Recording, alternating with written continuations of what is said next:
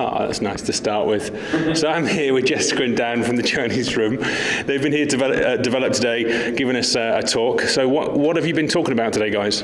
We've been talking about sustainability in our studio, which basically meant exposing all the things we've done wrong and the mistakes we've made and the failures that we've gone through to become the amazing Chinese Room that we are today. So we made ourselves very vulnerable, but hopefully for the benefit of other delegates.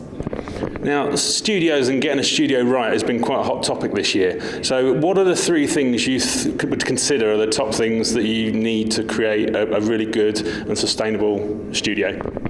Infrastructure. We talked a lot about contracts, HR, and making sure that those systems are in place, understanding your cash flow, and making sure that you can actually survive month by month and you're not gradually becoming more expensive without realising it, and finding your vision and staying true to it, as both in terms of the games you want to make but also the kind of studio you want to be. I think would probably be the three things that we'd say.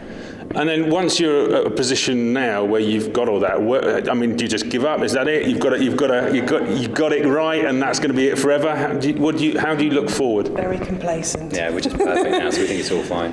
I think that's the thing, is that we've been on such a steep learning curve, and it's never going to end. We're two creatives running a games business. We've still got a lot to learn, and I think it's about trying to find time for self-reflection, which is the hardest thing when you're really, really busy actually with the business of making games. But it's about having some time to think about what you're doing right, what you're doing wrong. And the good thing about doing talks like this is it forces you actually to take that time to be reflective. What about people you work with? What would they say about you guys as being bosses at the studios? We have a really good relationship with the team. I'd hope they're all we always say to people, you can talk to anyone you want in the studio whenever we're doing interviews, and it's never hurt us yet. So I think it's got to be a good sign that they quite like us. Personally, I think working for a husband and wife team must be a living hell. So I just feel really, really sorry for them. We are really, really close. We call ourselves a dysfunctional family.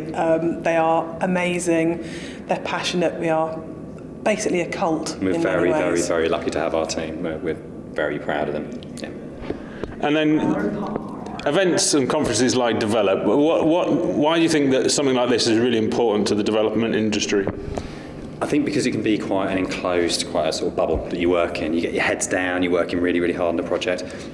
And sometimes it's as simple as just sort of like being in the bar and overhearing someone who's actually gone through an experience. You go, oh, that happened to us and that happened to you. And you realise that actually you are all in the same boat and you are all trying to do the same stuff. And I think also, particularly at the moment, there's been a lot of quite unpleasant stuff going on in the games industry, and there's a long way to go in some of our aspects. And it's good to remind yourself that the people working in the games industry, by and large, are really good people, even if sometimes our working practices are a fair bit less than perfect. For me, it's been about meeting other women in the games industry. I feel really isolated sometimes, and there's some amazing, professional, exciting, really creative women here, and it's really, really nice to go, I'm not the only one, there are others like me. So that's been really lovely. And as a bald man wearing a plaid shirt, I have to be reminded of my individuality on a basis in the games industry as well. And what else are you looking forward to at the show? Drinking. For me, it is the connections. It is the conversations that you can have, seeing talks, again, being reflective, meeting up, just having, we work so hard. We never go outside, and Develop makes us realise that actually meeting other people that make the same thing as you is actually really refreshing, fun, and really nice. Guys, thanks for joining us today. Thank Cheers. you so much.